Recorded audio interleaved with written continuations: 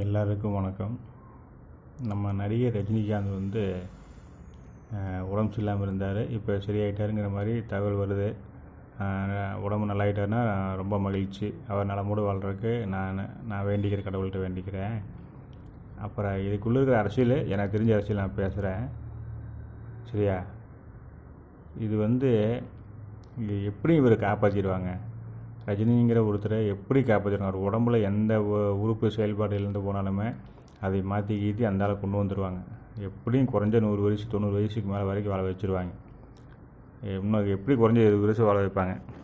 ஏன் நான் இவ்வளோ இப்படி சொல்கிறேன் அப்படின்னா, இதுக்குள்ளே மிகப்பெரிய அரசியல் இருக்குதுங்க. தமிழங்கிற முட்டாள் இருக்கிற வரைக்கும் இதுக்குள்ளே மிகப்பெரிய அரசியல் இருக்குது. அவர் இதுக்கு முன்னாடியே கிட்னி ஃபெயிலியர் ஆகி போய் உயிர் பிழைச்சி வந்தது. அடுத்த ஒருத்தர் கிட்னி கொடுத்து அது செட் ஆகி வந்தது காரணம் எல்லாமே அது வேறு யாருமே இல்லாமல் அந்த ஆள் கொடுக்கலைங்க.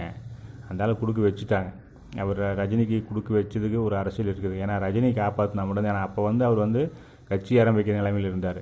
இப்போவுமே கட்சி ஆரம்பிச்சிருந்தாங்கன்னா தமிழை முட்டாள் அந்த ஆளை கொண்டு வந்து மேலே உட்கார வைக்கணும். இது கார்பரேட் அரசியல். இதுக்குள்ளே கார்பரேட் மிகப்பெரிய மல்டி இன்டர்நேஷ்னல் கம்பெனிங்கிற அந்த இலுமினாட்டி அப்படிங்கிற அந்த சிக்கல் உள்ளே இருக்குதுங்க.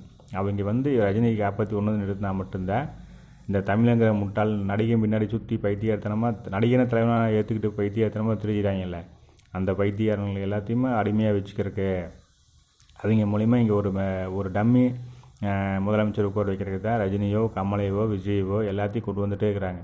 திருப்பி கொண்டு வரதுக்கு மிகப்பெரிய காரணம் அதுதான். தமிழன் மேலே உட்காரணும். ஆனால் உட்காந்தாலுமே இப்போ விஜயே வராது அப்படின்னா தமிழன் உட்காரணும். ஆனால் அவங்க கைக்குள்ளே ஆள உட்காரணும். எடப்பாடி ஓபிஎஸ் மாதிரி ஒரு அடிமை அரசியலை கொண்டு வரணும் அப்படிங்கிறது அவங்களோட மிகப்பெரிய அதுதான் ரஜினி எப்படி காப்பாற்றிடுவாங்க? எப்படி இன்னும் குறைஞ்சது 20 வருஷம் வாழ வச்சுருவாங்க. அதுக்கப்புறம் தான் ரஜினி இயற்கையாகவே போவார். எப்போவுமே ரஜினி உடல்நிலையில் இப்போ எல்லாம் தெம்பாவில் இல்லை. அவர் உடல்நிலை போயிடுச்சு. ஆனால் ஒவ்வொன்றா பண்ணி எப்படியாவது அவர் காப்பாற்றி கொண்டு இருந்தால் தான் இந்த ரசிகர் முட்டாள்னு இருக்கான் பார்த்தீங்க. நடிகனை தலைவன் ஏற்கிறவன் அப்புறம் முட்டாள்னு சொல்லாமல் என்ன சொல்கிறது? என் ஃப்ரெண்டு ஒருத்தர் இருக்கிறாருங்க, என்னை விட வயசுக்கு மூத்தவர். அவர் மிகப்பெரிய ரஜினி ரசிகன். ரஜினி தான் என் உயிரும் பாப்பில். இந்த பைத்தியாரில் வச்சுட்டு என்ன பண்ணுறாரு? அதில் அவர் சொல்கிறாரு, விஜயகாந்துக்கு இதே மாதிரி கிட்னி ஃபெயிலியரு, ஆனால் விஜயகாந்துக்கு எதுவுமே செட் ஆகலை. ஆனால் ரஜினிக்கு செட் ஆகி ரஜினி காப்பாற்றினா ரஜினி மகானு, ரஜினி ரொம்ப நல்லவர். விஜயகாந்தோடவா ரஜினி நல்லவர்? நீங்கள் யோசிச்சு பாருங்கள். விஜயகாந்த் தமிழ் சமூகம் இல்லை. அவர் தெலுங்கு விஜயராஜ் நாயுடு. அது நம்ம அந்த அரசியல் பேசலிங்க. ஆனால் சொல்ல வர்றது, அவர் மக்களுக்கு நிறைய உதவி பண்ணார். கண்டிப்பாக சாப்பாடு போகிறதுலேருந்து பல உதவிகள் பண்ணிக்கிட்டார். அதில் 1% கூட ரஜினி பண்ணது கிடையாது. ஆனால் இவர் சொல்கிறாரு ரஜினி என் உயிரான. ரஜினி மிகப்பெரிய மகானு. எப்படின்னு மகானு? என்ன முதல் தலைவருக்கான தகுதி என்ன? நடிக்கிறது மட்டுமா? ஆனால் சினிமாவில் பேசுகிறது அடுத்தவன் பேசி கொடுத்த டைலாக் இது கூடவே தெரியாது. இந்த அளவுக்கு முட்டாளாக இருக்கிற ரஜினி ரசிகர்களை, அதில் வயசில் மூத்தவங்க. இப்போ 2K கிட்ஸ் இருக்காங்கன்னா அவங்களுக்கு உலகம் தெரியாமல் வளர்ந்தவங்க தான். நம்மளுக்கு முன்னாடி வளர்ந்தவங்க இல்லை, நம்மளை விட உலகத்தை நல்லா பார்த்தவங்க. அவங்களே இவ்வளோ பெரிய முட்டாளாக இருக்கிறாங்க. ரஜினி நடிகன் எப்படா தலைவனாக முடியும்? எப்படா உயிர்னு சொல்கிற? நீ எவ்வளோ பெரிய கேவலவாதிடா? நீ எவ்வளோ பெரிய முட்டாள்டா? நீ வயசுக்கு மூத்தவனாரு, விளையவனாரு. தெளிவாக இருந்தீங்கன்னா நீ நல்லவன் தான். சரி, எனக்கு நல்லா சொல்லி கொடுத்தீங்கன்னா அது சின்ன பையனாக இருந்தாலும் சரி பெரிய பையனாக இருந்தாலும் சரி மரியாதை கொடுக்கணும் தான். இது நீ என்னை கேவலமான வழியில் கூட்டிகிட்டு போகிற, நீ அறிவாளி? உனக்கு என்ன மரியாதை?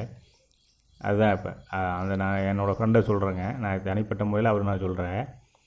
எப்படி நடிகன் எப்படி உயிராக முடியும்? அதை விஜயகாந்த் பண்ணாத நல்லதை விட ரஜினி பண்ணிட்டாராமல் அதுக்காக கடவுள் ரஜினிக்கு செட் பண்ணி கொடுத்தாரு அப்படிங்கிற மாதிரி ஒரு எவ்வளோ பெரிய புராண கதைகள் மாதிரி சொல்கிறாங்க பார்த்தீங்களா? முட்டாள் அந்த ஆளுக்கு அவ்வளோதான் அறிவுங்க.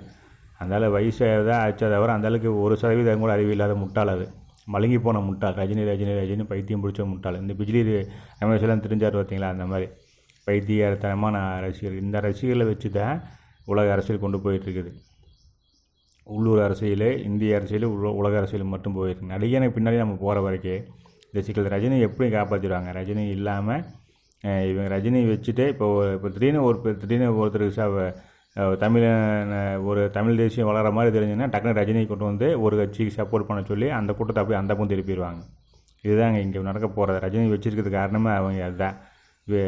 நிறைய பேர் எதிராக நிற்கிறவங்கெல்லாம் அமைதிப்படுத்திட்டு கெட்டவனாக காமிச்சிட்டு ரஜினி ரொம்ப நல்லவன மாதிரியே காமிச்சிட்டு இருக்காங்க பார்த்தீங்களா? ரஜினி அதை பண்ணார், இதை பண்ணார், அப்படி பண்ணார், இப்படி பண்ணார்னு காமிக்கிறது எல்லாமே இது வந்து தமிழன் முட்டாளாக இருக்கிற வரைக்கும் அந்த முட்டாளை வச்சு இவங்க குதிரையிட்டே இருப்பாங்க. இந்த முட்டாள்கள் வந்து முதல் நடிகன் யார், நம்ம அரசியல் என்ன, நம்ம வாழ்க்கை என்னங்கிறது தனித்தனியாக பிரித்து பார்க்கணும்.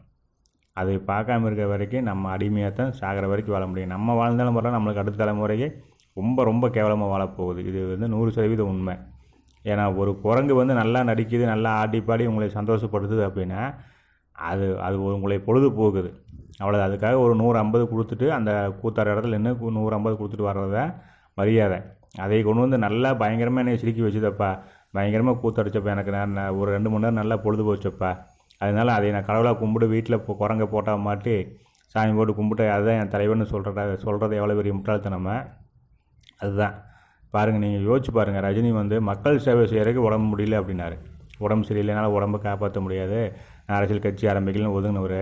ஆனால் படத்துக்கு படம் 100 கோடி 120 கோடி 150 கோடி அப்படின்னு சொல்லி சம்பளம் வாங்கிட்டு இன்னைக்கு போகிறப்ப எதுவும் கொண்டு போகிறதில்ல பாட்டு பாடுறாப்புல. நம்ம போகிறப்ப இன்னும் பணமெல்லாம் மதிப்பே இல்லை அப்படிங்கிறப்ப, ஆனால் 200 கோடி 150 கோடின்னு சம்பளம் வாங்கி அவங்க பேரம் பேத்திக்கு சம்பாரிச்சு வச்சுட்டே இருக்கிறாரு. எதுக்கு இத்தனை காசு அவருக்கு? யாருக்கு மக்களை திருப்பி கொடுக்குறாரு? வரி கட்ட மாட்டேங்கிறாருங்க. ஒரு குடிமகன் பண்ண வேண்டிய வரி கட்ட மாட்டேங்கிறாப்புல. சரியா? அதுக்கு 55 லட்சம் ரூபா கவர்மெண்ட்டு தள்ளுபடி பண்ணுது. அவர் கட்ட வேண்டிய வரியை கட்டாமல் விட்டதுக்கு அவர் மேலே கேஸ் போட்டு அரெஸ்ட் பண்ணாமல் 55 லட்சம் ரூபாய் தள்ளுபடி பண்ணுது. இதெல்லாம் நடந்த உண்மை, வெளியில் வந்த உண்மை. முன்னே எவ்வளோ மறைச்சாங்கன்னு எனக்கு தெரியல, வெளியில் நியூஸில் வந்த செய்தி நான் சொல்கிறேன். இதெல்லாம் இல்லையே ஃபேக்டானு நீங்கள் செக் பண்ணிக்கிங்க.